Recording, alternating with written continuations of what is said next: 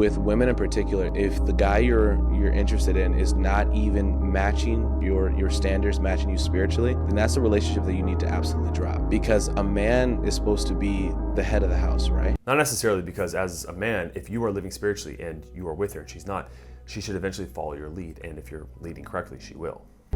So where the head goes, the body will follow. Eventually, you will either follow and compromise, or you're going to constantly butt heads. I'm not trying to attack, but a lot of that didn't really make sense. So let me kind of just boil it down to what's the most important here. I've been pondering, this last year, 2024, was one of the hardest years for a lot of people, and myself included. And so I really wanted to develop a closer relationship with God, and I really delved deep into what that actually means. It doesn't mean reading scripture every night. It doesn't mean praying. It doesn't mean giving food to the homeless.